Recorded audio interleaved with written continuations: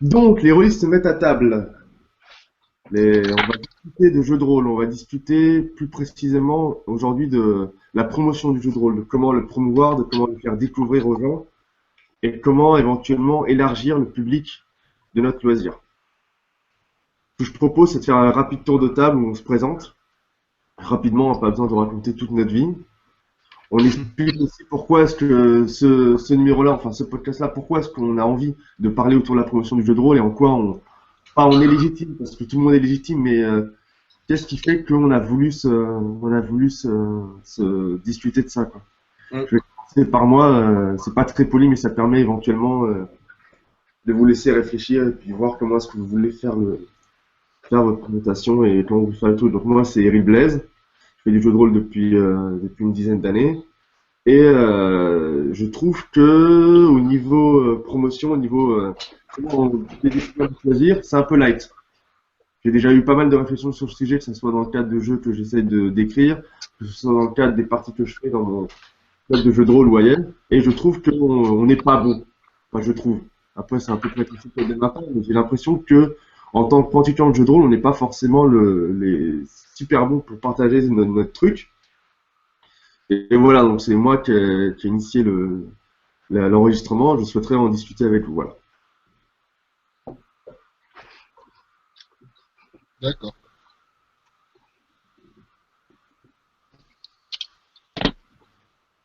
Vous m'entendez? Vous me voyez? Bon, on t'entend. Tu t'entends? Vas-y, tu peux. Bon, bah, vu que j'ai fait le con à commencer à parler, bah, et que je suis le dernier arrivé, je vais être le premier à parler. Euh, donc voilà, moi en fait je connais pas le jeu de rôle depuis longtemps, ça fait un bon mois que je connais le jeu de rôle.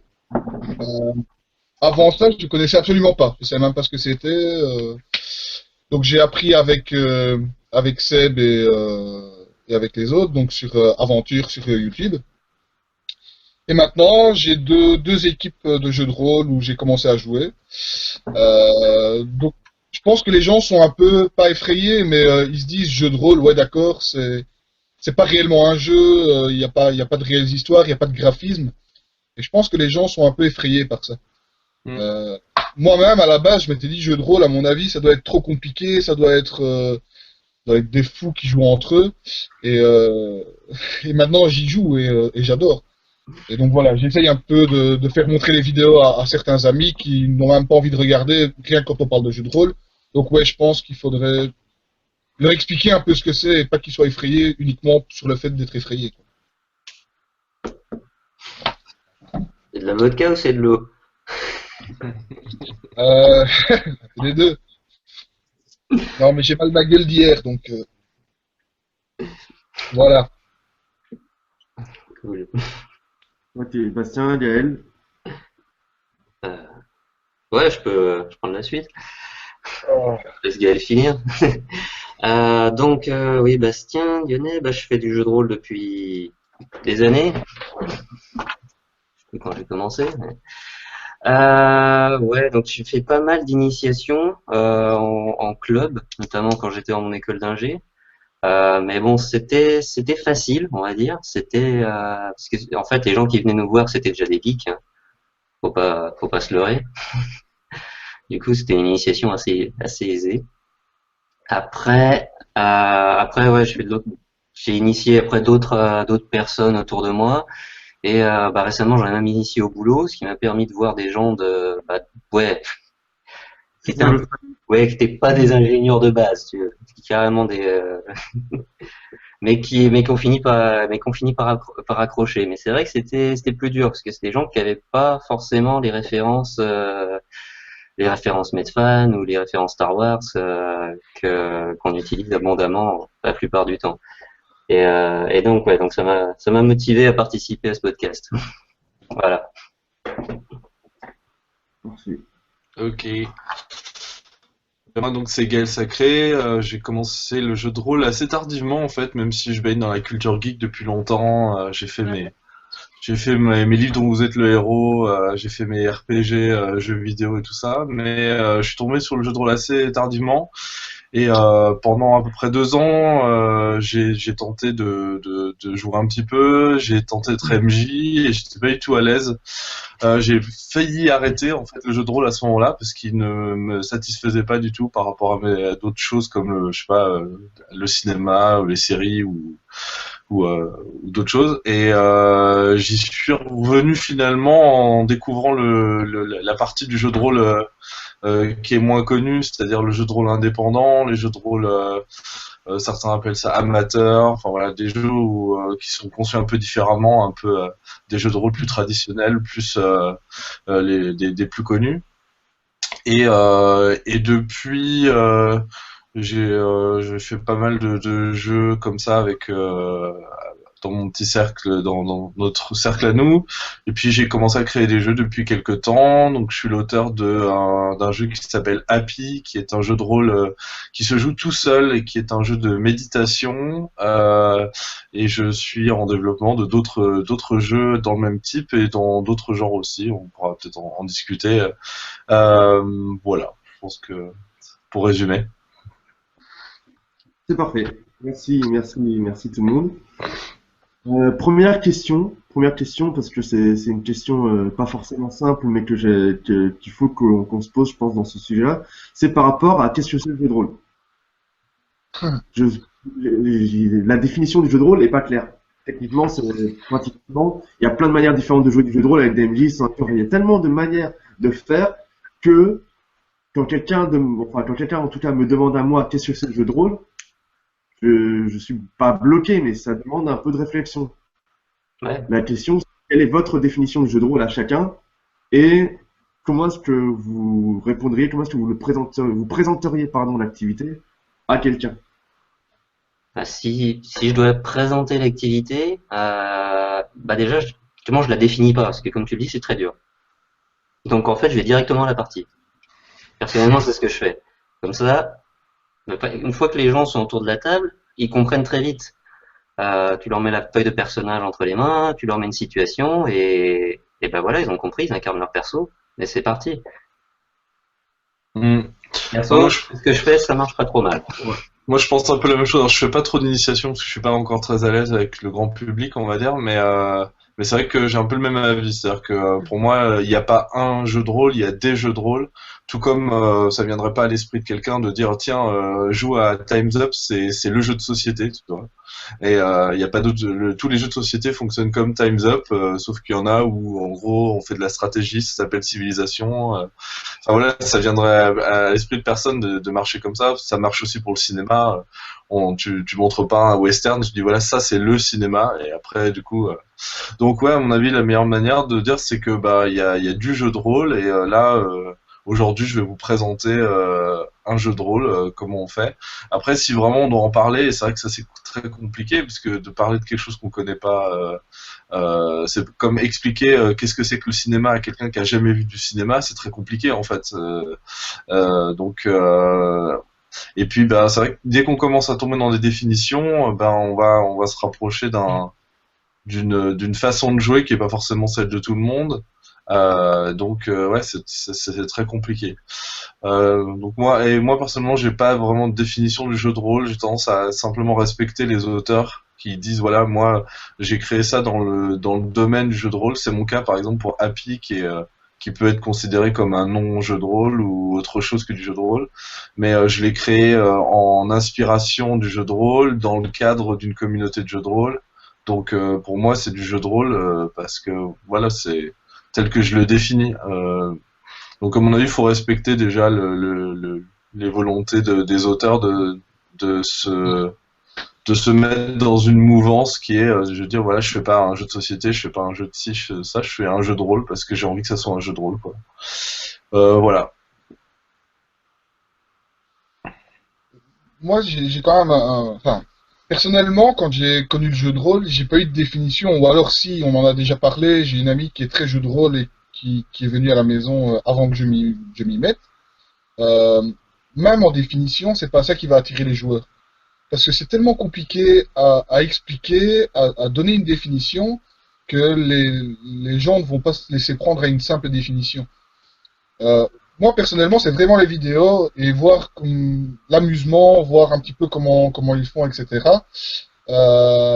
C'est ça qui m'a fait, qui m'a donné l'envie, en tout cas, de me mettre à un jeu de rôle. Mais sinon, une définition, ouais, je ne saurais absolument pas donner une définition d'un jeu de rôle. Mm. Ou à part, tout le monde fait ce qu'il veut, entre guillemets, mais bon. Ouais, je rebondis pas mal sur ce que tu dis, Logan. C'est vrai que j'ai demandé, en préparation de ce podcast, j'ai demandé à des gens à qui j'ai initié récemment, et c'est vrai que l'aspect convivial, l'aspect on s'assoit autour d'une table et on se marre, c'est un truc qui revient et qui attire. C'est vachement important. Ouais, c'est ça. C'est en fait, si, une réponse qu'on pourrait donner, c'est un jeu de société quoi, avant tout en fait, le jeu de rôle quoi. Donc déjà de dire de pas être ésotérique en disant voilà c'est une espèce de pratique qu'on fait dans une cave entre nous entre geeks et tout, mais de dire simplement bah le jeu de rôle c'est un jeu de société, sauf que la particularité c'est que bah on parle, on ne fait que parler et noter des trucs sur des feuilles de papier des fois et on raconte de la fiction. Voilà, on peut éventuellement, si on veut être vraiment très très large, euh, et je pense que ça suffit effectivement. Ce qui est intéressant pour intéresser d'autres personnes, c'est pas de leur donner une définition exacte de ce que serait le jeu de rôle, ce serait ouais, de leur donner envie, de leur montrer ce que c'est, comment ça marche, de pourquoi pas faire une mini. Moi, c'est un truc auquel je réfléchis. J'aimerais bien pouvoir expliquer le jeu de rôle, mais pas en essayant de donner une définition, mais en disant tiens, là toi t'es tel personnage et je te dis fais ça et comment qu'est-ce que tu ferais? En fait, on est tous capables de faire du jeu de rôle et on le fait même dans la vie de tous les jours, dans l'absolu, dans le sens très général. C'est-à-dire quand on se dit quand on se projette dans l'avenir pour essayer de savoir ce qu'on va faire, je sais pas, on prépare un voyage par exemple, ben, on est déjà dans une projection mentale de soi-même, d'un personnage qui n'est pas nous mais qui est le nous du futur, qui va faire des actions, etc. Donc tout le monde est capable de faire ce travail-là. Donc de dire ça peut être une piste peut-être à réfléchir, hein, je dis ça un peu comme ça sans y avoir trop réfléchi à fond, mais de dire voilà le jeu de rôle c'est quoi, ben, on se met autour d'une table et après le fonctionnement c'est tu vois là tout de suite on peut faire du jeu de rôle si tu veux. Imagine tu es je sais pas un policier dans une ville et là en fait il y a quelqu'un qui t'as une injustice qui se passe devant toi, qu'est-ce que tu fais? Et là la personne elle va te répondre ben c'est quoi l'injustice? Du coup tu expliques qu'il y a quelqu'un qui vient de se faire voler son sac, qu'est-ce que tu fais? Et tout de suite les gens ils comprennent en fait et ben, là tu peux leur dire ben en fait c'est ça du jeu de rôle en fait tout simplement c'est tu vois tu y a une situation, tu joues un personnage et tu réagis et je pense que ça vaut 1000 mots en fait, que de simplement donner une mini démonstration peut-être. Je suis tout à fait d'accord. Ça me fait penser à un jeu qui s'appelle Qu'est-ce que le jeu de rôle en VF. C'est un jeu de Figaro à machin, et c'est exactement ça en fait. Le Ouais, gars, j'ai mis j'ai le nom écouté dans ça, le ouais. chat. C'est un tout petit jeu où en fait tu découvres ce que c'est que le jeu de rôle en jouant en fait. Le pitch est assez simple. C'est des braqueurs en fait qui sont aussi astronautes et du coup ils font leur braquage et après comme ils vont en mission spatiale pendant un moment, ils savent qu'ils sont tranquilles. Et du coup, c'est un jeu de rôle en fait qui présente le jeu de rôle en fait. C'est un jeu de rôle parce que tu joues au jeu de rôle, mais c'est un jeu de rôle qui en même temps te présente comment ça marche. Ça commence par une phrase, c'est un jeu de société à jouer entre amis. Trouvez deux ou trois amis, mettez-vous à l'aise, ça vous prendra 15-20 minutes. Et ainsi de suite en fait. Et ça décrit plus ou moins tout le processus de mise en place de la fiction et de comment ça marche, quoi. Je sais plus qui c'est qui l'a traduit chez nous en français, mais je l'ai mis le lien dans le chat si vous voulez jeter un. Ouais, je suis en train de regarder le lien. Il y a un Mathieu Léocmar qui l'a traduit. Franchement, je dis probablement son nom très mal. Ouais, il a fait pas mal de traductions, ouais. Et ouais, bah, faudrait que tu mettes le lien quand tu feras le replay sur YouTube. Dans la description, ouais, tout à fait. Yes. Une bonne. Ça arrive tout de suite. Et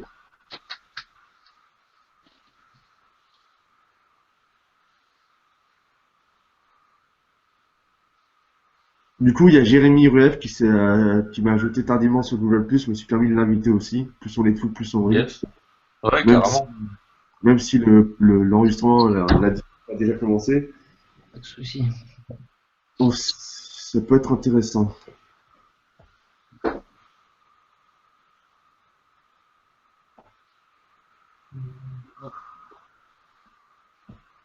Un bon moment de blanc à couper au montage.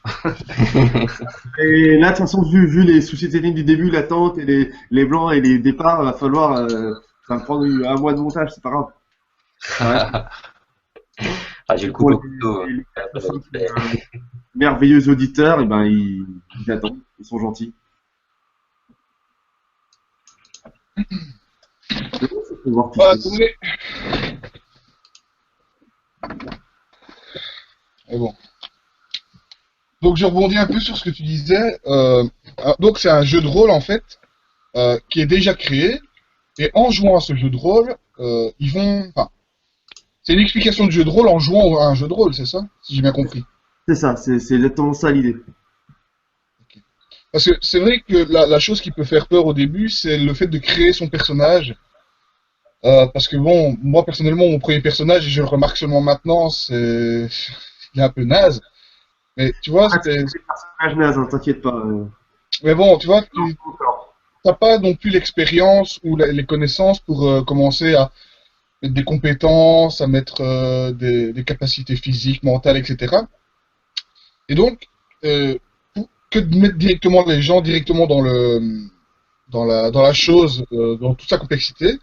Même si bon, une fois que tu as pris goût, c'est bon, c'est plus complexe. Mais au début, je pense que ce serait pas mal de créer un espèce de jeu de rôle où les fiches sont créées, où les gens peuvent choisir leur personnage en fonction des fiches, et qui ne seraient pas défavorisés par rapport à l'univers du jeu de rôle. Donc, ce qui permettrait non seulement aux gens de jouer sans être défavorisés par rapport aux autres, mais en plus de ça, à connaître le jeu. Mm. Et ça, je pense que c'est important. Bah, ça existe en fait, hein, c'est ce qu'on appelle des pré-tirés, et on utilise beaucoup ça en convention justement auprès du public.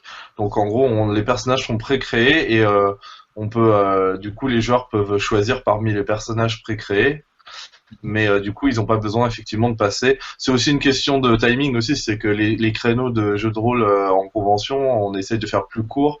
Ça aussi, on pourra en parler parce que c'est un facteur qui joue aussi dans l'initiation au jeu de rôle, c'est que ça prend du temps le jeu de rôle, en tout cas dans sa forme traditionnelle. Donc du coup, ouais, les parties traditionnelles de jeu de rôle, c'est entre 3 et 6 heures, voire plus. Donc c'est vrai que ça aussi, ça pose un problème logistique quand on veut faire découvrir le jeu de rôle. Et quand on dit à une petite famille qui passe en convention, bah tiens, venez découvrir le jeu de rôle, combien de temps ça dure? 4 heures. Bah, en général, ils passent leur chemin. Alors après, il y a plein de techniques pour faire de l'initiation sur une demi-heure, une heure, etc. Donc Ah, il en faut plus d'ailleurs des techniques, moyens de faire des scénarios en 1 heure. Il y en a plein des techniques, mais effectivement, c'est une bonne chose. On pourrait parler des contraintes, parce qu'effectivement, le jeu de rôle, c'est un loisir qui a des contraintes. Là, on a parlé de la contrainte du temps, Ouais. il y a la contrainte du public. C'est-à-dire, un jeu de rôle, c'est un jeu de société qui se joue à plusieurs. C'est con à dire, mais une des contraintes aussi, c'est du monde. Grâce à Roll20, on peut trouver du monde sans être présent, mais il faut quand même des gens. C'est pas comme un jeu vidéo où tu te mets tout seul devant ton PC, tu lances le jeu et tu joues. Là, il faut du temps, il faut des personnes, et la plupart des jeux encore aujourd'hui demandent un certain temps d'assimilation. Mm. Je connais peu de jeux où tu prends le jeu et tu joues. Bah, il y a des bursts qui sont souvent faits pour ça. Si tu, Même les bursts, même, même bah, les bursts, il faut les quand même. préférés, tu t'assois, souvent tu vas, t'as quand même moins de règles à ingurgiter que si tu démarres un Shadowrun. Non, je suis tout à fait d'accord. Même dans les bursts, il y a un minimum d'efforts à produire avant de produire ta partie. Ouais. Je pense que on peut pas faire autrement. À partir du moment où on a des mécaniques ludiques, où on a un univers, on est obligé de se l'approprier et de l'assimiler pour pouvoir le faire jouer à d'autres ou pour pouvoir jouer avec. C'est incompressible. Évidemment, on peut pas, ça demande un effort. Mais c'est juste, je pense que c'est une contrainte par rapport à la découverte et par rapport à la pratique de notre jeu. Je me demande justement, est-ce que ça n'existe pas des jeux qui se sont concentrés sur le fait de d'être initié rapidement, tout en étant assez fouillé. Ça, c'est pas. En fait, pour moi, pour m'intéresser pas mal à tout ce qui est jeu de rôle indépendant, etc. Il y a plein de choses qui se font en fait, des jeux de rôle très courts euh, qui sont pas vraiment créés pour faire de l'initiation, qui sont simplement pensés pour avoir des formats différents, donc des jeux qui se jouent en 10 minutes, en une demi-heure, en une heure, qui ont des thématiques plus simples, moins geek. On en parlait tout à l'heure en off avant de commencer. Ça aussi, c'est une barrière aussi à la découverte du jeu de rôle, le côté de la culture geek qui est très imprégné dans le jeu de rôle. Donc, ouais, moi je trouve en tout cas dans le jeu de rôle indépendant où je me fais un peu le défenseur de ces jeux-là parce qu'en fait il propose beaucoup plus de thématiques variées, d'approches variées, de formats variés, qui permet justement à mon avis d'avoir une ouverture plus grande auprès d'autres publics que les geeks ou que les gens qui pourraient déjà être dans ce milieu-là. Après, je serais pas non plus totalement catégorique parce que je connais pas, justement, comme je suis passé très très rapidement du jeu de rôle traditionnel au jeu de rôle de type indépendant. Du coup, j'ai une connaissance qui est assez minime dans le jeu de rôle traditionnel. Alors que je pense, je sais très bien, comme là, on parlait des bursts, il existe des systèmes de one shot, d'initiation, de kits de découverte aussi. On pourra en parler de ça. Il y a le principe en général des gros jeux de rôle, c'est qu'on fait des kits de découverte, ce qui permet à la fois aux gens qui connaissent déjà le jeu de rôle de pouvoir découvrir le jeu de rôle comme une sorte de démo jouable, comme dans les jeux vidéo, mais aussi qui peut éventuellement permettre à des néophytes de se plonger plus rapidement dans un jeu plutôt que d'avoir parce qu'un jeu de rôle traditionnel, les jeux de rôle habituellement souvent c'est des gros bouquins quand même de plusieurs centaines de pages avec des univers assez fouillés, avec beaucoup de choses à lire, et donc forcément ça peut faire énormément peur à des gens qui débutent, alors qu'en fin de compte on peut faire du jeu de rôle avec beaucoup moins que ça. Ça veut pas dire que c'est pas bien, hein. Je pense qu'on peut faire des super jeux de rôle avec des gros bouquins et c'est bien qu'il y en ait, mais c'est vrai que pour faire découvrir le jeu de rôle, c'est ouais, les gros bouquins, ça fait peur automatiquement.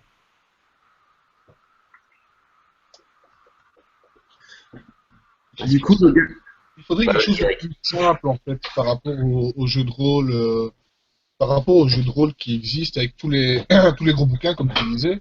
Il faudrait quelque chose de beaucoup plus simple et en même temps qui permette aussi de jouer sans trop de complications.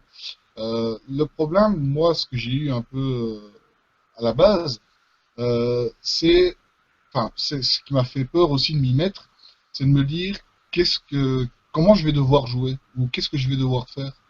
Et il n'y a pas de réelle explication en fait de ce que tu dois faire dans un jeu de rôle.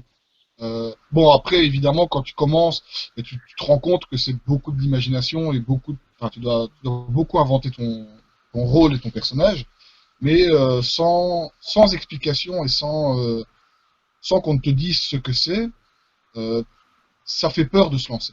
Moi, j'avais vraiment peur en me disant, je vais être un boulet pour l'équipe, je vais pas savoir jouer correctement, etc.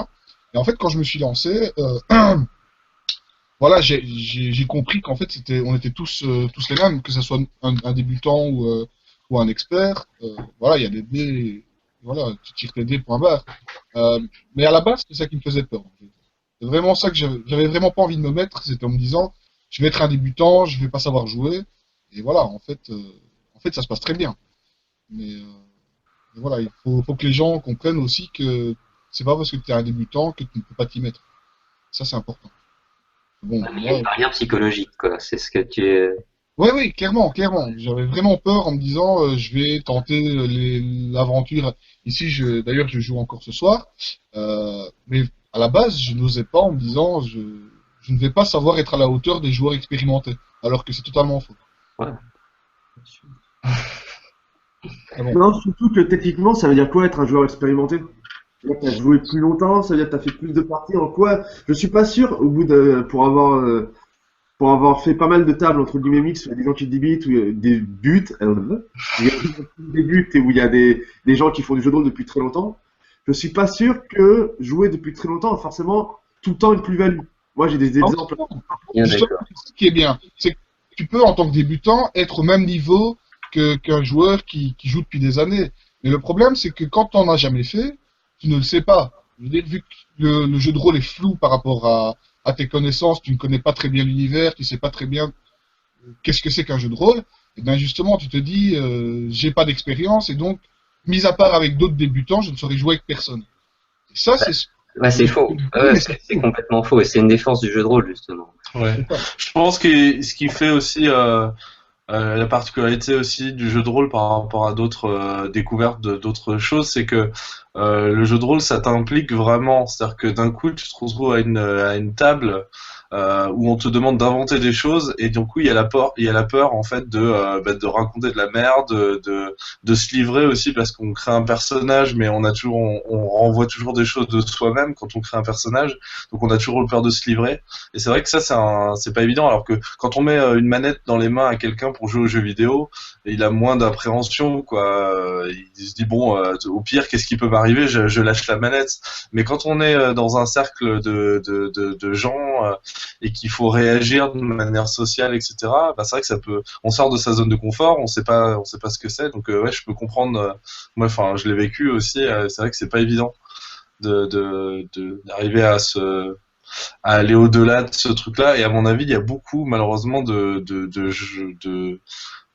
joueurs potentiels qui vont pas au-delà de ça, et qui avant même d'aller à une table de jeu de rôle se dit non, c'est pas pour moi en fait. Je sais pas, à mon avis, il y a des remarques du type bah faudrait que je sois un comédien, enfin faudrait que je sois à l'aise avec moi-même, alors que ça c'est faux. On sait, les rôlistes savent que au contraire, le jeu de rôle permet énormément de s'émanciper en termes de prise de parole, d'élocution, etc. Je connais plein d'exemples et de témoignages de ça, de rôlistes qui sont vraiment épanouis là-dedans. Et donc ouais, voilà, je pense qu'on perd plein de gens à cause de ça, mais c'est vrai que ça, c'est... Donc il y a peut-être aussi un travail, on parlait tout à l'heure, peut-être de rassurer aussi. Bastien, tu parlais du fait de dire que c'est fun, quoi, aussi, c'est ça.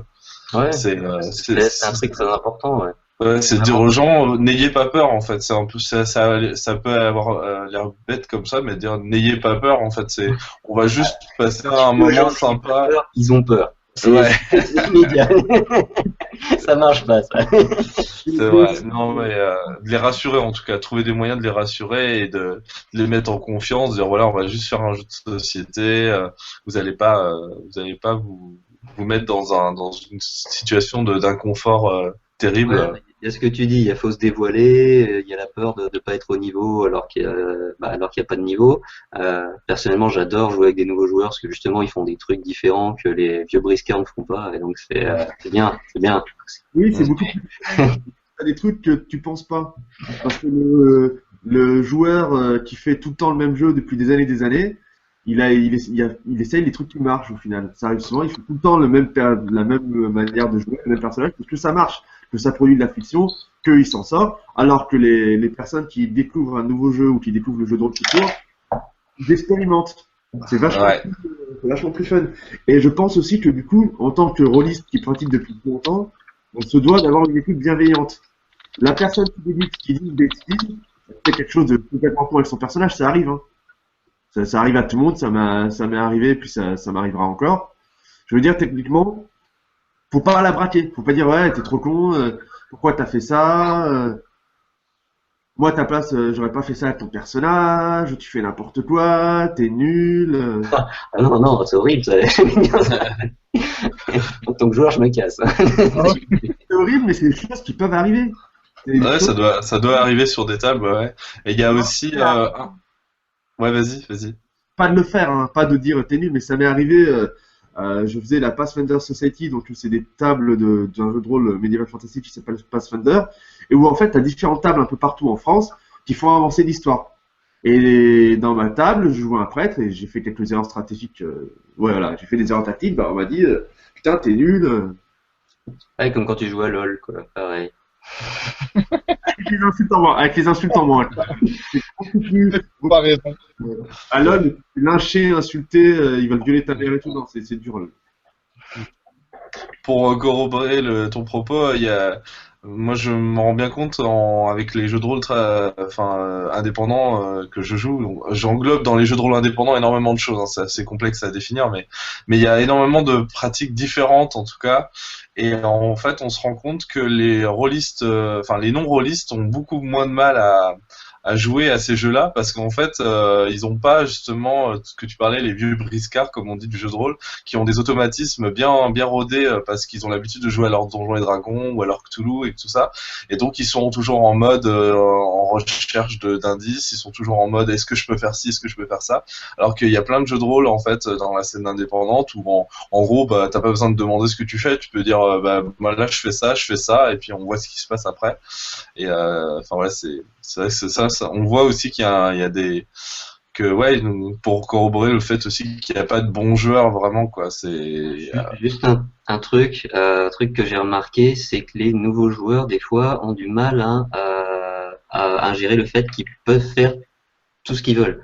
Enfin, tu vois, c'est pas comme au jeu de société où voilà, là, tu es à cette étape du jeu et tu as le choix, tu veux faire ou cette action, ou cette action, ou cette action. Non, là, tu es au jeu de rôle, donc tu fais ce que tu veux. Si tu as envie de sauter sur le muret et de chanter, ben tu le fais. Voilà. Et je pense que c'est là aussi à quand même créer des jeux ou faire jouer des jeux qui qui guident quand même. C'est-à-dire que moi j'ai tendance à penser qu'un jeu où tu peux tout faire, c'est un jeu où tu peux rien faire en fait. Oui. Il faut donner des contraintes, il faut donner des choses qui pas au point d'en faire un jeu vidéo parce qu'effectivement si tu en reviens à dire tu peux aller en face à droite ou à gauche, ben là, autant faire un jeu vidéo ou un livre dont vous êtes le héros. Mais c'est vrai que guider, donner des directions, ou par exemple, moi, pendant très longtemps, quand je jouais de jeux de rôle, j'avais beaucoup de mal à créer des personnages à partir de rien. C'est-à-dire souvent, on te dit, crée un nom, par exemple. C'est un truc bête, hein, mais crée un nom. Si on te donne pas d'indication particulière, alors tu dis bon, c'est médiéval fantastique, donc je vais mettre des G et des K, dans le doute ça va passer. Voilà. Mais c'est vrai que du coup alors que en fait dans les mécaniques du jeu tu peux dire bah voilà moi c'est ce que je fais dans mes jeux, je mets une liste de noms qui est typique de ce que j'imagine du canon esthétique du jeu, et donc du coup bah tu choisis parmi ces noms là et puis si vraiment il y en a des joueurs qui ont l'habitude ou qui ont de l'imagination, bah à partir de ces exemples là ils peuvent dire ah non moi tu vois je pense à un autre nom qui serait dans le même genre mais voilà, comme ça, personne n'est perdu. Les gens qui débutent, ils peuvent choisir un nom comme ça, et puis les autres, ils peuvent créer un autre truc. Mais c'est vrai qu'il faut pas hésiter, je pense, à guider. Moi, je l'ai vécu beaucoup hein, pendant longtemps, même après avoir commencé le jeu de rôle. Cette espèce d'angoisse où en fait, on te dit, vas-y, crée un truc, et puis t'es là, ouais, mais enfin quoi, enfin tu vois, donne-moi un peu des indications, donne-moi des contraintes quoi que je puisse construire. C'est quand c'est j'essaie de trouver un exemple ailleurs, mais ouais, je sais pas, j'allais prendre l'exemple de Minecraft par exemple. Dans Minecraft, dans l'absolu, tu peux tout faire, mais à un moment donné, si tu veux que le jeu soit intéressant, faut que tu te fixes des objectifs, faut que tu te fixes des contraintes, qui fait que du coup tu vas faire des choix qui vont aller dans le sens d'un objectif global, ou sinon tu te balades dans le vide à rien faire, et c'est pas intéressant. Ouais, tu te fixes tes propres objectifs dans Minecraft. Ça, c'est les jeux bac à sable. C'est ça. Fixer effectivement tes propres objectifs. C'est ce que fait Oltré, notamment. Où les joueurs peuvent décider ensemble. Oui, Dans Minecraft, je veux dire, c'est toujours la même chose, c'est de la construction. Je veux dire, donc tu vois, oui, tu as cette liberté de faire ce que tu veux dans Minecraft, mais toujours dans le même thème, alors que dans un jeu de rôle, tu vas avoir du social, tu vas avoir du combat, tu vas avoir de la magie, tu vas avoir de la réflexion. Donc, c'est beaucoup plus, ben oui, je fais ce que je veux, mais dans beaucoup plus de domaines différents. Et moi, j'ai des amis que j'ai essayé de faire venir avec moi, et ils n'ont pas ce côté imaginatif, ce côté roleplay, justement. Et c'est ça qui les désintéresse du jeu de rôle totalement. C'est le fait de me dire, ben, je dois créer des histoires, je dois avoir de l'imagination, et c'est trop. C'est trop pour moi, et c'est bon, je préfère pas me prendre la tête, de ne pas y jouer complètement, directement. Et je pense que c'est ça vraiment la grosse contrainte du jeu de rôle, c'est l'imagination. Et beaucoup de gens qui n'en ont pas, ou alors qui ne l'exploitent pas, balayent directement le jeu de rôle d'un revers de la main, et c'est tout. Et ils vont pas plus loin, ils ne cherchent pas à voir comment ça fonctionne. eux, ils se disent jeu de rôle, création, imagination, c'est bon, j'y vais pas. Et, voilà, donc. Mais ça, qu'est-ce qu'on peut y faire? Quelque part, je comprends bien la contrainte, effectivement, tu as tout à fait raison. Par contre, la question que je pose, moi, c'est quelle est la solution? Est-ce que tu vois une solution sur le fait que le jeu de rôle demande de l'imagination et de la créativité? Moi, j'en vois pas. Ben non, si t'en as pas, tu ne sais pas donner cette imagination à quelqu'un qui ne l'a pas. Alors moi je pense quand même qu'il y a beaucoup de gens qui pensent qu'ils n'ont pas d'imagination. Parce que j'ai vu des cas comme ça en association de jeux de rôle où quand la personne commence, elle débute et effectivement elle parle peu à la table et elle est très effacée parce qu'elle sait pas comment intervenir, etc. Et parce qu'elle est persuadée, et même j'ai vu des personnes qui avaient carrément des blocages, c'est-à-dire à un moment donné, vas-y tu fais quoi? Et puis ils sont en mode blocage, ils savent pas quoi raconter. Et souvent, en fait, c'est des blocages purement psychologiques du type je vais pas être capable, j'ai de la pression, etc. Alors que, comme je disais tout à l'heure, si tu crées un cadre qui est logique par rapport à un personnage que tu t'es créé toi-même, donc tu as fait le choix de ton personnage, normalement n'importe qui est capable de se projeter. On a cette capacité en tant qu'être humain à se projeter et on le fait tous les jours dans d'autres situations que du jeu de rôle. Donc moi je pense que le vrai problème c'est plus une peur, une sorte d'appréhension qui est fausse en fait de je suis pas assez intelligent, je suis pas assez imaginatif, je suis pas assez ci, je suis pas assez ça. Alors qu'à mon avis, tout le monde tout le monde en est capable. Par contre, il y a une chose qui peut bloquer et qui va peut-être dans le sens inverse de ça. Alors, je commençais un peu à en parler tout à l'heure, c'est le côté geek. C'est-à-dire qu'en fait, quand on fait du jeu de rôle, souvent le jeu de rôle, par son historique, il est né dans la culture geek, dans les mondes de l'imaginaire, la fantasy, la science-fiction et tout ça. Et du coup, ça a créé tout un terreau de références culturelles qui font que des personnes qui ne sont pas forcément dedans ou qui sont un peu loin de ces univers-là, quand ils se retrouvent à une table d'initiation, avec toute la bonne volonté du monde des personnes qui sont présentes, ben des fois, en fait, on va perdre des gens parce que il va y avoir des références culturelles, des private jokes ou des trucs qui vont pas être compris, en fait, et ça, c'est un vrai problème, à mon avis, plus que le manque d'imagination, où là, à mon avis, le manque d'imagination, ça demande juste aux gens de rassurer et de montrer que c'est possible, de guider, comme je disais tout à l'heure, c'est-à-dire de fournir des jeux, à mon avis. Il y a beaucoup trop de jeux de rôle qui ne, tu le disais tout à l'heure, Logan, à mon avis, qui n'expliquent pas assez comment on joue. C'est-à-dire que il y a une idée dans le jeu de rôle que c'est une sorte de transmission orale, une sorte d'initiation un peu mystique où pour devenir maître du jeu ou pour devenir joueur, il faut être initié dans une espèce de culture que si tu appartiens pas à cette culture, c'est compliqué d'y rentrer. Je dis pas que c'est le cas partout, dans toutes les associations de jeux de rôle, dans toutes les conventions, hein, mais à mon avis, c'est quand même un problème qui se pose et qui fait qu'il y a plein de gens. On pourrait parler c'est pas le sujet aujourd'hui, mais par exemple des femmes dans le jeu de rôle, mais pour moi c'est lié. Par exemple, pourquoi il y aurait pas assez de femmes dans le jeu de rôle, parce que justement il y a beaucoup de thématiques, il y a beaucoup de choses qui sont ancrées dans cette culture geek à dominante masculine et qui font que ça attire pas les femmes. Mais il y a plein d'autres publics que ça attire pas. Une femme la prochaine fois ce podcast alors. Au moins. D'ailleurs. Après, moi, j'ai lancé l'invitation, tout le monde était le bienvenu. Après, j'ai dit. Oui, bien sûr, t'inquiète. Je n'ai pas de levier d'action suffisant pour savoir qui vient ou pas. Après, effectivement, ça peut être un prochain sujet. De toute façon, je rappelle le fonctionnement du groupe et de ces vidéos. C'est qu'on discute sur Facebook. Quelqu'un emmène un sujet, ça peut être n'importe qui, hein, c'est pas forcément moi, c'est pas mon but. Si le sujet est intéressant, on en discute sur Facebook. Puis 10 volontaires, on discute en live. Enfin, juste 10 volontaires. Là, on est 4 parce qu'on est 4. Mais le Hangout permet 10 participants. Okay. Du coup, c'est ça le principe. Et effectivement, je pense que la culture geek est un problème. Un problème qui, à mon avis, est en train de se régler lui-même parce que la culture geek devient de plus en plus grand public. Je veux dire, moi, je suis pas mal fan de super-héros. Depuis que Disney a racheté Marvel et qu'ils font des gros films, tout le monde connaît les super-héros. Oui. Même ma tante qui en a rien à foutre, elle sait ce que c'est que les Avengers. Il est Et en donc, moins, il va quand même y avoir deux niveaux, tu vois. Je veux dire, il va y avoir un peu le geek tout public. Donc, le geek, enfin, je dis geek, mais enfin, sans le penser, si je peux dire. Tu vas avoir des gens qui vont faire peut-être des jeux de rôle sur, oui, les Avengers, Batman, Superman, etc. Donc, qui sera plutôt tout public.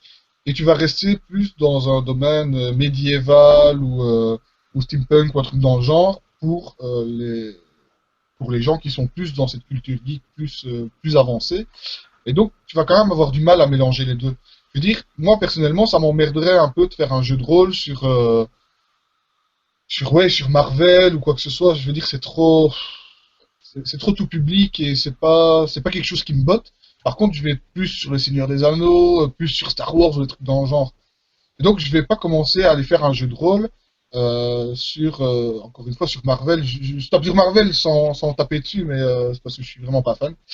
Euh, donc voilà, tu vas toujours avoir une différence de niveau. Et là, ce sera pas d'expérience, ce sera plutôt de mentalité. Mais Donc, après, il y a peut-être une solution à ça, c'est de créer le monde tous ensemble. Tu sais, au début de partie, tous les joueurs se mettent ensemble pour essayer de commencer à créer le monde, et comme ça, il y a les possibles, peut-être, hein, ça marche pas à tous les coups, mais peut-être possible que voilà, qu'il y ait des références, que tout le monde puisse poser ses références dans l'univers. Je pense qu'il y a c'est un peu ce qu'essaie de faire Dungeon World, Apocalypse World, et Mm. il y a aussi The Quiet Year voilà, où les gens construisent peu à peu l'univers, les lieux autour du camp et des choses comme ça. Ça se fait, des fois, ça fait des univers qui sont un peu bancals, il y a des trucs qui vont pas bien ensemble, mais en même temps, ça crée aussi du jeu et tout le monde peut ajouter sa pierre à l'édifice, donc c'est intéressant. Mm. C'est vrai que ces jeux-là sont souvent intéressants en initiation. Ouais, ça peut être une solution. Après, pour répondre à Eric, c'est vrai que la culture geek a tendance à devenir un peu plus mainstream, donc c'est vrai que ça aide quand même effectivement à s'ouvrir. Euh, je pense par exemple le succès de Aventure est pas un hasard dans ce fait-là par exemple. Mais il restera quand même toujours un gap entre effectivement faire un jeu de rôle sur Batman et faire un jeu de rôle sur Lovecraft ou des trucs encore plus obscurs de la culture geek profonde sur Warhammer 40 000 ou genre de choses qui sont encore très peu connues du grand public. Donc il reste quand même encore beaucoup de culture quand même assez ancrée quand même dans la culture dans la culture de l'imaginaire malgré tout. Mais ça veut pas dire qu'effectivement ça s'arrange pas. C'est bien que, à mon avis, quand même, la solution, à mon avis, ne vient pas que de, de, de- du fait de proposer des jeux de rôle geek tout public. À mon avis, une des solutions, c'est aussi de proposer des jeux qui ont des thématiques. On en parlait tout à l'heure en off avant de commencer. C'est de proposer aussi des thématiques beaucoup plus variées, c'est-à-dire pas toujours des mondes de l'imaginaire, pas toujours du surnaturel, parce que quand même c'est beaucoup de surnaturel. Je prenais tout à l'heure l'exemple de Breaking Bad, par exemple, qui est une série qui a une des séries les plus appréciées de ces 10 dernières années. Ben ici dans le jeu de rôle, il y a très peu de jeux qui proposent ce genre d'expérience de jouer un mec lambda qui se retrouve avec un problème insoluble et qui sombre dans le crime, par exemple, ou je parlais de séries comme Mad Men, ou de séries comme The Wire, ou je sais pas, des séries comme ça qui actuellement sont assez impensables en jeu de rôle, ou en tout cas pas en jeu de rôle mais, très connu, dans le jeu de rôle qui se vend beaucoup, quoi. Et on va être obligé de passer par des jeux de rôle indés, des jeux de rôle qui vont être un peu plus confidentiels. Et ça, à mon avis, c'est un problème parce que euh, les jeux de rôle les plus mis en avant, là on a l'exemple de Aventure par exemple qui met en avant le classique en général quand on parle de jeu de rôle. Moi, j'aime pas trop ce principe-là, mais c'est de dire bah le jeu de rôle classique, le jeu de rôle traditionnel, c'est Donjons et Dragons, c'est la taverne, c'est ce genre de choses, comme dans Aventure. Le problème, c'est que du coup, il y a plein de gens qui assimilent tout de suite le jeu de rôle à ce type de pratique-là, alors qu'en fait, il y en a plein d'autres. Alors du coup, je dis pas que Aventure c'est pas bien, mais ce que je voudrais dire, c'est que finalement, il faudrait qu'il y ait plein d'autres gens qui font des vidéos pour montrer d'autres formes de jeux de rôle, et j'espère qu'il y en aura d'autres, surtout des gens connus, parce que c'est vrai que là, ce qui fait le succès aussi de Aventure, c'est le fait que ça soit un JDG et tout un tas de guests connus dans le monde du game YouTube, etc. Donc j'espère qu'il va émerger d'autres personnes plus ou moins connues qui vont mettre en avant d'autres pratiques du jeu de rôle pour pouvoir rééquilibrer de certaine manière et pas que les gens pensent. Parce que Aventure, à mon avis, c'est une bonne chose parce qu'il y a plein de gens qui découvrent le jeu de rôle grâce à ça, qui se disent ah tiens, notamment surtout tous ceux qui sont déjà gamers, qui font des RPG, qui ont grandi dans cette culture-là, donc tout de suite quand ils voient Aventure, à mon avis, ça leur parle et ils ont envie de se lancer dans le jeu de rôle et c'est super. Mais par contre, ça oublie tout un pan de joueurs potentiels qui pourraient être intéressés si on leur présentait un jeu de rôle Breaking Bad, ils se dire ah putain, on peut vraiment faire notre Breaking Bad à nous, on peut faire notre je sais pas quelle série, on peut faire notre Fight Club à nous, on peut faire un truc plus contemporain ou plus où on parlait des publics tout à l'heure mais ça peut être je veux pas stigmatiser, mais voilà, ça peut être de parler d'autres cultures que les mondes de l'imaginaire. Et de parler je sais pas, de problèmes sociaux, de faire des jeux de rôle politiques, de faire des jeux de rôle. En fait, il y a aussi un gros le fait que les jeux de rôle soient traditionnellement très ancrés dans l'imaginaire, ça fait qu'il y a beaucoup de rôlistes qui ont peur en fait de la réalité dans le jeu de rôle. En plus, il y a eu un peu une sorte de traumatisme, notamment avec ce qu'on appelle l'affaire Mireille Dumas, où il y a une période on va dire sombre où on a un peu montré du doigt le jeu de rôle comme étant une source de violence, de secte, enfin voilà, des choses qui ont été présentées publiquement comme des choses mauvaises. Et du coup, à mon avis, c'est un traumatisme qui est resté encore. Et du coup, les rôlistes évitent beaucoup de créer des ponts avec la réalité trop proches pour éviter justement peut-être avec la peur de pas retomber dans cette psychose publique. Alors Ouais, comme je pense que là, c'est loin derrière nous maintenant. ouais, Maintenant, à mon avis, ça veut pas dire que tout est qu'il y a aucun danger parce qu'il peut toujours y avoir des gens qui vont. Mais c'est vrai qu'on. comme Eric disait, la culture geek se répand tellement partout Ouais. que maintenant, en comparaison, voilà, 5 bonhommes qui s'assemblent autour d'une table pour raconter des histoires, ça paraît sociable, quoi. Oui, c'est ça. Nous ont bien aidé aussi. Maintenant, c'est sur les jeux vidéo qu'on tape. Ouais, ça, Avec de la violence, GTA, c'est pas bien. etc. C'est mal. C'est pas bien. D'un autre Donc, côté, c'est déconseillé au moins de 18 et tu l'offres à ton gamin de 9 ans. Il va pas te plaindre. Voilà. Donc effectivement, les cultures, c'est fortement ancré dans la culture de l'imaginaire.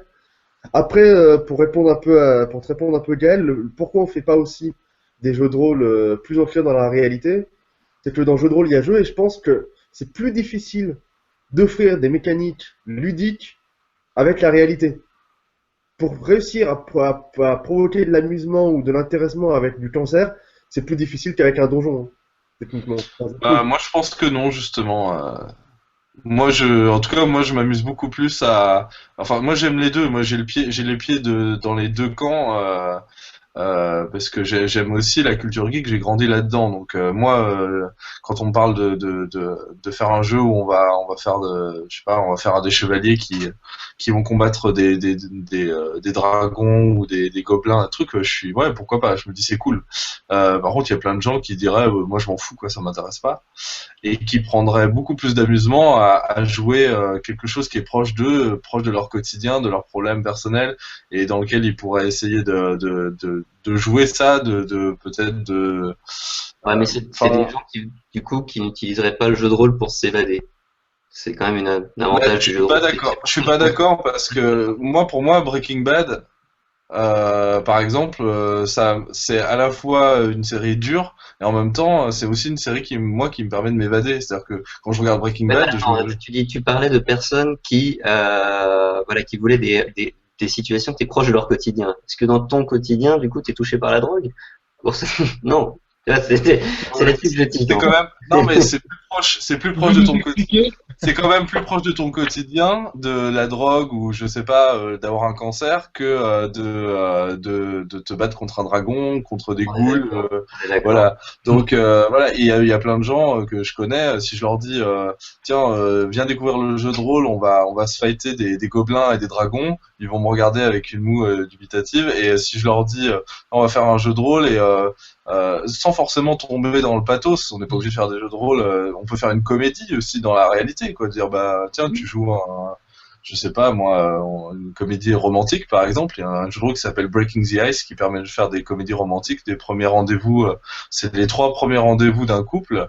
Et ça, on peut le jouer tout à fait de manière drama, très pathos. On peut le jouer aussi de manière plus comédie. Et ça, pour moi, ça permet tout autant de s'évader que de faire n'importe quoi d'autre. Je suis d'accord. Faut de tout pour faire un monde. Et c'est vrai que Breaking the Ice, c'est un bon exemple. Oh, c'est pas mal Breaking the Ice, je l'ai lu, j'ai pas eu l'occasion de le faire jouer, c'est pas mal. Par contre, je pense aussi que c'est une autre contrainte, c'est que aujourd'hui, le public rôliste de base, les gens qui font du jeu de rôle, sont pas forcément intéressés par des problématiques plus réalistes et plus contemporaines et plus loin de la culture geek. Du coup, ça se vendra pas. Donc c'est un peu le serpent, je pense, qui se mord la queue. On Ouais, fait pas je suis d'accord. dans ces thématiques-là parce que ça se vend pas. Du coup, on n'amène pas de nouveaux joueurs avec ces nouvelles thématiques parce que ça se vend pas. Du coup, ça se vend pas. Je sais pas ce que t'en C'est penses, ça. Lionel. Ouais, je pense que. Ouais.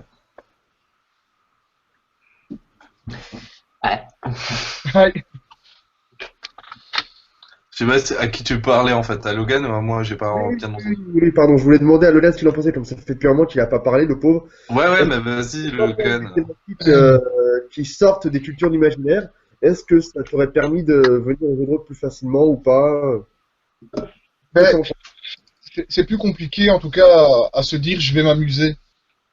J'ai entendu ce que tu as dit, Gaël. Oui, effectivement, il y a peut-être un amusement qui est là, mais dans, à la base, viens, on va faire un jeu de rôle sur un cartel de la drogue ou quoi que ce soit. Euh, je n'imagine pas l'amusement. Encore une fois, il est possible qu'on se marre ou que ça soit le meilleur jeu de rôle que j'ai jamais fait, mais je veux dire, je vais être plus intéressé pour un jeu de rôle sur l'univers de Star Wars ou de des Anneaux que sur Breaking Bad. Euh, donc voilà. Maintenant, encore une fois, peut-être que je fais partie de l'autre camp, moi, de mon côté, mais et peut-être que oui, certaines personnes peuvent se dire, je vais m'amuser à faire un jeu de rôle sur une situation réelle, enfin, en tout cas qui pourrait être réelle. Euh, et puis bon, il faut trouver aussi, comme tu disais, le moyen de le faire comprendre aux gens que tu peux faire un jeu de rôle sur une situation réelle. Et comment le faire à part trouver des personnes qui vont véhiculer justement ce message en disant le jeu de rôle c'est pas uniquement sur l'imaginaire, c'est pas uniquement sur le fantastique. Il faut trouver ces gens qui vont pouvoir dire voilà et leur montrer ce que c'est. Mais Moi, Eric a tout le raison. monde, je Ouais. pourrais dire je vais m'amuser en le faisant, mais en imaginant le jeu de rôle que tu parles, je ne m'imagine pas. Ouais. Mais je pense que là où Eric a vraiment raison, c'est qu'effectivement c'est un point qui se mord la queue, c'est que comme le jeu de rôle est né dans la culture geek et dans les cultures de l'imaginaire, eh bien il engendre de la culture de l'imaginaire et c'est pour ça que moi je le critique et en même temps je le comprends. Mais c'est vrai que c'est pas facile. Bon moi côtoyer un peu le monde de l'indépendance etc. où en fait bah effectivement c'est très compliqué de faire imaginer. En fait, on a plus de mal finalement à convaincre les autres rôlistes que des gens non rôlistes. C'est ce que je disais un peu tout à l'heure. Moi, ça m'est arrivé de faire des tables ou mon jeu, par exemple, pour prendre un exemple plus concret. mon jeu qui s'appelle Happy, donc qui est un jeu de méditation. Quand j'en parle aux rôlistes, pour eux c'est pas du jeu de rôle, c'est pas, ça sort de leur champ de leur pratique parce qu'on n'est pas du tout, on est trop dans le réel, etc. Alors que quand j'en parle à des personnes qui peuvent être concernées par et qui peuvent être intéressées par ce genre de jeu, bien ils sont tout à fait réceptifs et il y a aucun problème. Donc effectivement, c'est un serpent qui se mord la queue. J'aurais peut-être quand même une solution à parler. Ce serait simplement de s'adresser à un autre public. On a des exemples comme ça. Par exemple, je sais qu'il y a c'est Lionel Genra, par exemple, qui a sorti un jeu qui s'appelle Romance érotique, et il l'a sorti sous forme d'un jeu qui ressemble plus à un jeu de société ou à un jeu qui pourrait être vendable dans des boutiques plus facilement qu'un jeu de rôle. Et du coup, il me semble qu'il en a vendu pas mal et que ça a plutôt bien marché. Moi-même, donc avec Happy, je vise pas tant les rôlistes que finalement des gens qui sont intéressés par le domaine du développement personnel, par éventuellement des gens qui sont dans des recherches de plus ou moins thérapeutiques, même si c'est pas du tout un truc pour se soigner, mais qui peut aider des gens qui ont des problèmes. Donc ça peut être une piste de dire voilà, si ça se vend pas dans le domaine du jeu de rôle, peut-être qu'on peut le packager autrement et puis dire regardez, finalement c'est un bouquin de développement personnel, dans mon cas c'est une méthode de relaxation tout simplement, mais inspiré du jeu de rôle avec des mécaniques de jeu de rôle et c'est vrai que ouais, ça peut être une solution. Ouais, c'est une bonne idée. Je pense que s'intéresser à d'autres publics, élargir son public, en présentant le produit autrement. Et surtout, ouais, je pense s'inspirer des jeux de société. Ça, ce serait vraiment une bonne idée. Présenter plus le jeu de rôle comme un jeu de société. Ce jeu de société marche bien. Il marche bien et les gens sont plus ouverts. Surtout, quand tu leur présentes un jeu de société et que, le jeu de société, tu vas du wargame à des jeux de devinettes, à du Cluedo, à des Sherlock Holmes. Il y a des choses très très très variées et les gens sont beaucoup moins fermés, je pense, que ce qu'on peut décrire ici avec le jeu de rôle où les gens s'attendent finalement toujours à jouer à un groupe de super-héros qui dashent des gobelins dans des tavernes. Pour caricaturer. Je rajouterai un autre problème aussi, j'y pense grâce à Romance érotique. Romance érotique, l'auteur avait parlé des chiffres qui sont tout à fait corrects, mais il a eu une astuce, c'est qu'il a distribué en 7 shops, l'auteur de Romance érotique. Ouais, bien joué, le mec. Oui, c'est bien l'idée, c'est-à-dire que là, il vise un public bien ciblé qui n'est pas du rôliste, qui peut être un rôliste, mais en l'occurrence, là, il vise et c'est vrai que ouais, je pense que c'est une des choses qui pourrait nous permettre de s'échapper un peu de cette norme du jeu de rôle qui doit être comme ça. Après, ça n'empêche pas, et moi je milite quand même, et c'est pour ça que je participe comme ça à des choses, c'est que c'est important aussi, je pense, de militer à l'intérieur du jeu de rôle aussi pour faire évoluer. Et il y a quand même pas mal de créateurs de jeux de rôle aujourd'hui qui sont ni traditionnels purs. Je pense qu'il y en a plus beaucoup d'ailleurs, des gens qui sont vraiment traditionnels purs, qui font du jeu de rôle comme on faisait dans les années 90, encore que je pense qu'il y en a quand même, mais bon, on va pas rentrer dans ce débat-là, mais il y en a quand même moins, et il y a pas mal de gens qui font des choses intermédiaires, c'est-à-dire qui s'inspirent de ce que l'indépendance fait, et qui vont mettre des choses dans des jeux de rôle qui en apparence sont plus traditionnels, et donc moi je sens que depuis ces dernières années ça évolue quand même, ne serait-ce que dans la perception du jeu de rôle indépendant par exemple, que je vois, où avant on pouvait pas en parler et c'était un troll automatiquement sur les forums et les trucs, alors que maintenant on peut commencer à en discuter un petit peu, on n'est pas ostracisé directement. Ouais, et puis pour la distribution, je voulais aussi venir sur le fait que le jeu de rôle aujourd'hui est distribué de manière pas satisfaisante pour moi, ce que je m'explique. Pour acheter un jeu de rôle, tu veux commencer le jeu de rôle, voilà, tu te dis voilà, j'ai vu les aventures, c'est cool, tu vas acheter un jeu de rôle. C'est soit vente en ligne, soit boutique spécialisée, soit Lulu. Je me rappelle d'une époque très lointaine où j'étais tombé à la Fnac sur le jeu de rôle de l'Enfance de 3. Ça n'a malheureusement pas continué parce que c'était pas ça. Commercialement, ça n'a pas été, je pense, une totale réussite malgré la qualité du jeu. Mais tu pouvais à la Fnac aller lire tes bouquins, tes machins, dans la partie jeux de société ou jeux ou même livres, enfin, t'allais en boutique, tu feuilletais, et tu tombais sur un livre de Landfust, t'étais fan de Landfust, tu regardais jeux d'aventure de Landfust 3, qu'est-ce que c'est ça? Tu feuilletais et tu pouvais, entre guillemets, tomber sur un jeu de rôle par accident. Mm. Là, aujourd'hui, tu vas acheter un jeu de rôle, il faut que tu le veuilles acheter des rôles, mais il faut que tu le veuilles fort.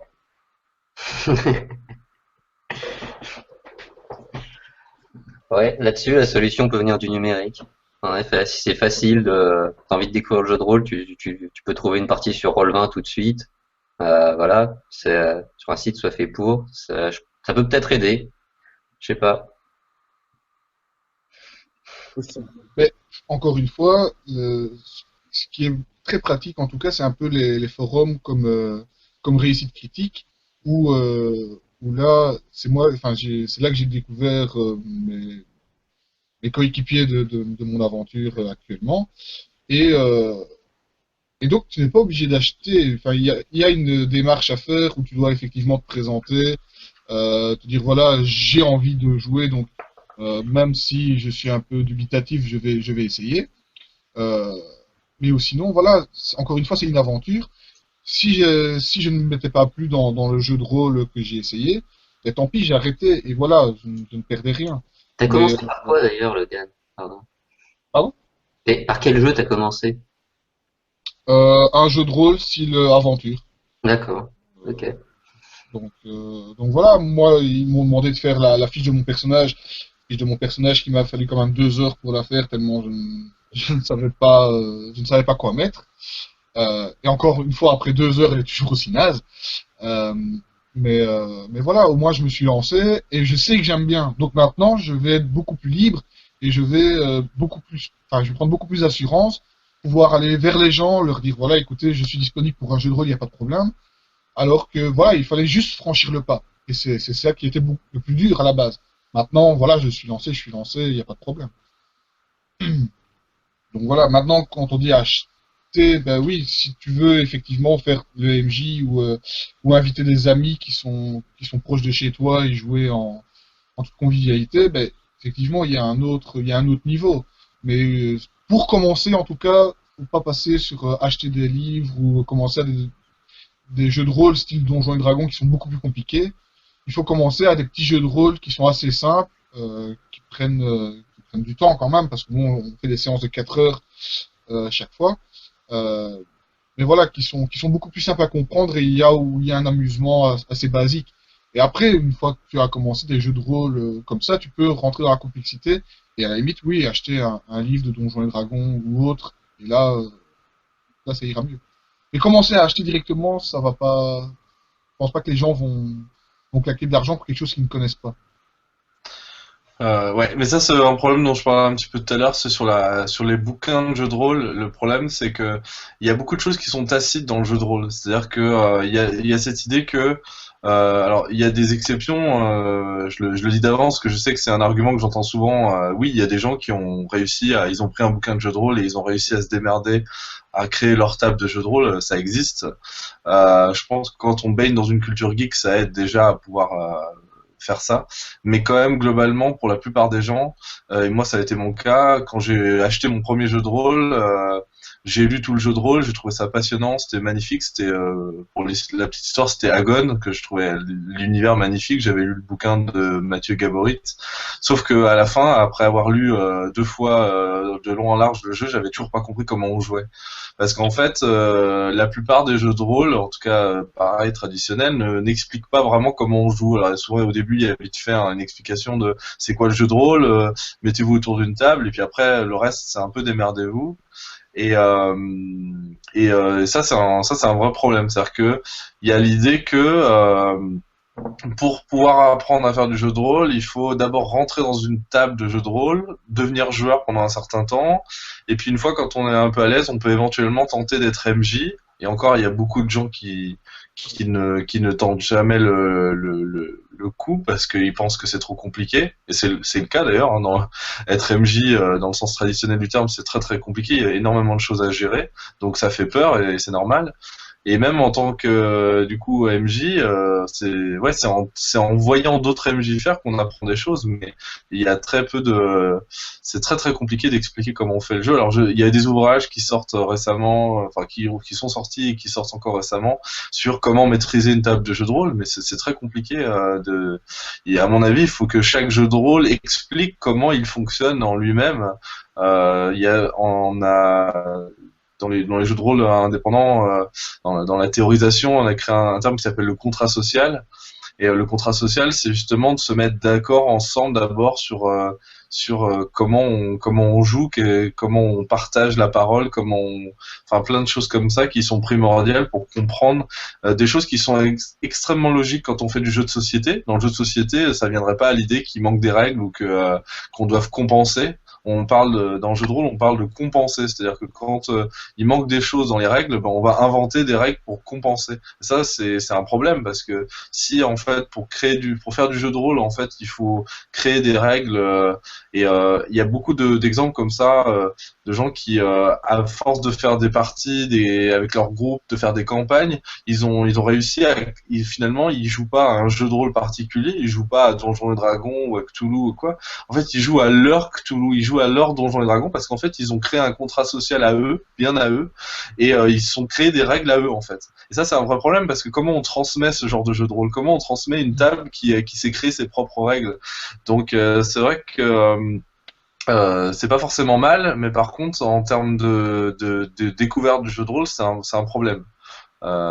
Pour préciser ma pensée, c'est bien qu'il y ait des gens qui fassent des campagnes, qui créent leur groupe, et à mon avis, ça arrive dans tous les tables de jeux de rôle, hein, même dans les jeux de rôle indépendants. Il y a quand même des connivences qui se créent et des façons de jouer qui se créent, mais c'est vrai qu'à mon avis, il y a beaucoup de jeux qui n'expliquent pas assez comment on joue, et c'est assez c'est assez problématique pour les novices quoi qui se retrouvent avec euh, souvent avec un bouquin comme ça de plusieurs centaines de pages à lire avec un univers très fouillé parce que par exemple c'est très bête mais j'ai vu aucun bouquin de jeu de rôle qui dit par exemple vous n'avez pas besoin de lire tout l'univers en fait l'univers c'est un boîte à outils pour vous créer des choses c'est pas l'univers vous n'êtes pas obligé de l'apprendre par cœur mais ça c'est dit nulle part dans les règles des jeux de rôle en général on vous dit pas bah voilà l'univers faites-en ce que vous voulez non en général c'est un petit peu bah voilà l'univers, démerdez-vous quoi. Bah, peut-être une solution pour cette approche, c'est justement de montrer des vidéos de parties de jeux de rôle directement. C'est pour ça, je pense qu'Aventure marche bien aussi. C'est que tu passes beaucoup plus rapidement ce gap. Tu montres tout de suite, voilà le jeu, comment on y joue. Bah, regardez une partie. Hop, 20 minutes, c'est fait. Et je pense que ça, c'est vraiment un des gros points forts d'Aventure.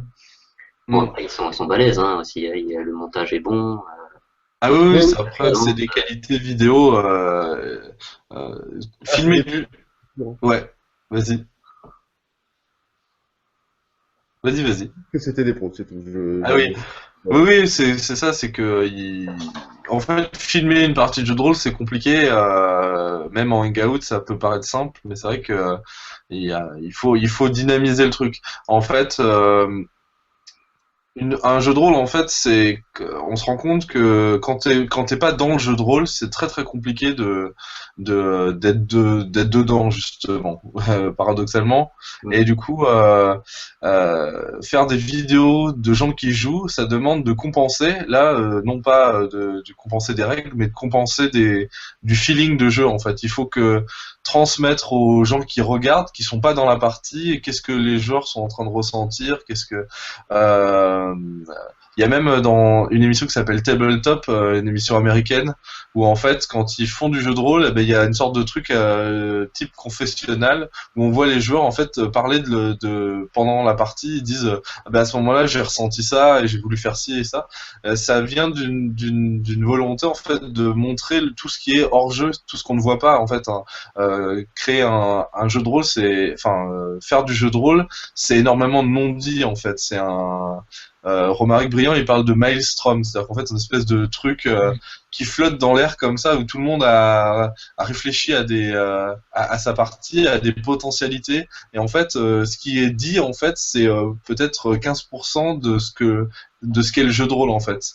Il y a 85% qui est dans le reste, dans la tête des gens, en train de se fabriquer, en train de se concevoir, quoi.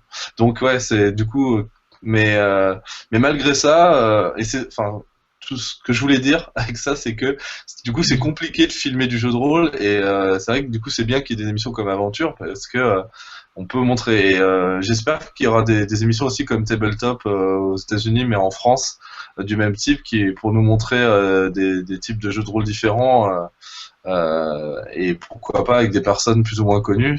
Il y a une émission aussi avec Vin Diesel qui joue du Donjon et Dragon, donc ça c'est aussi c'est plutôt cool. Donc voilà, à quand une émission avec Alexandre Astier qui joue à un jeu de rôle, à quand voilà, je pense qu'il y a énormément de choses à faire, et c'est vrai que passer par des personnages publics, ben forcément ça aide à faire connaître, donc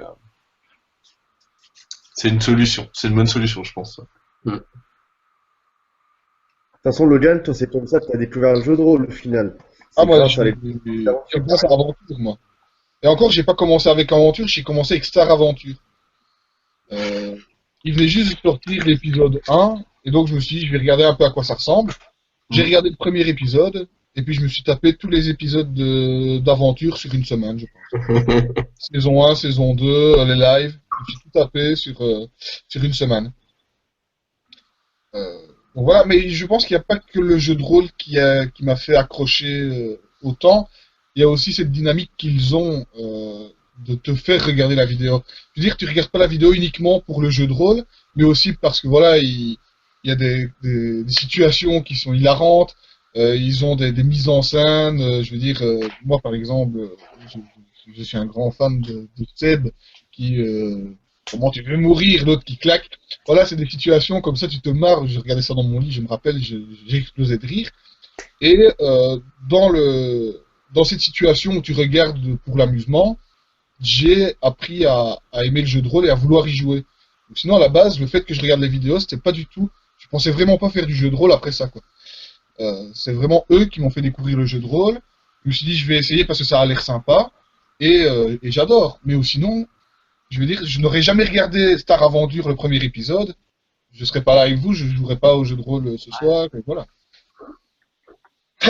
Au-delà en fait du côté que ce soit des personnes connues, c'est aussi que c'est des showman, c'est des gens qui ont l'habitude de faire comment dire, de divertir quoi, tout simplement. Donc c'est vrai que c'est une bonne porte d'entrée quoi. C'est pour ça que je dis que c'est pas tant le fait que ce soit des personnes connues, même si ça joue évidemment pour la visibilité globale, mais aussi le fait que les vidéos soient intéressantes, parce que c'est pas juste des joueurs. Moi genre il y a énormément, hein, si on fouille sur internet, sur YouTube ou sur Twitch ou sur des plateformes comme ça, de gens qui font du jeu de rôle et qui se filment en train de le faire, et les trois quarts du temps c'est regardable parce que ça dure 2 heures, parce qu'une vraie partie de jeu de rôle en fait c'est assez ennuyante à regarder de l'extérieur. Il y a beaucoup de silence, il y a beaucoup de tâtonnements, il y a beaucoup de private jokes. Donc du coup voilà, les trois quarts de trucs que je vois sur le net en général, c'est quand il n'y a pas de montage, quand c'est juste du hangout comme ça direct, bah le jeu paraît fade, le jeu paraît pas du tout intéressant. Il n'y a pas tout ce que je disais, le maelstrom, tout le non-dit, etc. Donc c'est ouais, donc il y a un gros travail. Ça c'est à la fois enfin ça joue pour les limitations, parce que c'est vrai que pour filmer du jeu de rôle, quand par exemple on veut présenter un jeu vidéo, bah il y a plein de gens qui font du jeu vidéo. Pour peu que la personne soit un petit peu de charisme, etc., bah, tout de suite elle va accrocher et les gens vont avoir envie de jouer au jeu vidéo. Parce que le jeu vidéo, il n'a montré que ce qu'il y a à l'écran, en fait. Alors que le jeu de rôle, il a tout un truc invisible, en fait, qui est compliqué. Donc ça veut dire qu'en gros, il y a 10% de la production de vidéos de jeux de rôle qui est vraiment regardée et suivie. Et donc ça pose forcément un problème pour Mais le problème se pose aussi en réel, c'est-à-dire que quand tu vas dans une convention et que tu vois des gens en train de jouer à un jeu de société, genre surtout les jeux de société qui sont très démonstratifs, quoi. Un Time's Up par exemple, les gens ils miment, ils font des machins, donc tu vois les gens s'amuser, tu vois, tu te dis ouais ça a l'air cool. Et après tu vas dans le pôle jeu de rôle, tu vois des gens assis sur des tables en train de faire la gueule. Parce que c'est ça, hein, les trois quarts du temps, surtout quand c'est des MJ et des joueurs, ben, quand on est en position d'attente, en fait, naturellement, on a une position neutre et on fait la gueule, en fait. Mais c'est pas qu'on fait la gueule, c'est juste qu'on a une position neutre. Et donc, bah, pour le regard extérieur, c'est juste c'est une bande de gens assis sur une table qui ont l'air de se faire chier. Alors qu'en fait, dans leur tête, il se passe plein de trucs. Ils sont en train de défourailler des gobelins, ils sont en train de vivre une aventure amoureuse avec un personnage, il se passe un tas de trucs, quoi. Et c'est vrai que ça, c'est un vrai problème pour la transmission du jeu de rôle, pour le dire, regardez, c'est cool. Et puis en fait, je regarde, non, ça a l'air chiant en fait votre truc là. Donc il y a un gros travail à faire là-dessus, quoi. Tout à fait d'accord. Et c'est aussi en ça que Joueurs du Grenier, Maillard et Aventure ont fait un très bon boulot, c'est qu'ils arrivent à rendre quelque chose qui est de base pas forcément intéressant, intéressant. Du coup, on va arrêter là-dessus parce qu'il est déjà 1h30. Merci à tout le monde et puis à une prochaine. Bah oui. Yes, bah, merci pour ton invitation et avec plaisir, si on a l'occasion de reparler. Moi, tant qu'on peut questionner le jeu de rôle, qu'on peut réfléchir autour de notre pratique et de nos pratiques, c'est vraiment intéressant, quoi. Donc, faut pas hésiter. Ouais, merci beaucoup. C'est cool. Pour un jeu de rôle futur, on sait jamais, peut-être qu'un jour. Carrément. Avec plaisir. Comme ça, au moins. Si tu veux découvrir des jeux de rôle où on a le cancer. Pourquoi pas? Ça pourrait être intéressant. Attends. Peut-être un truc.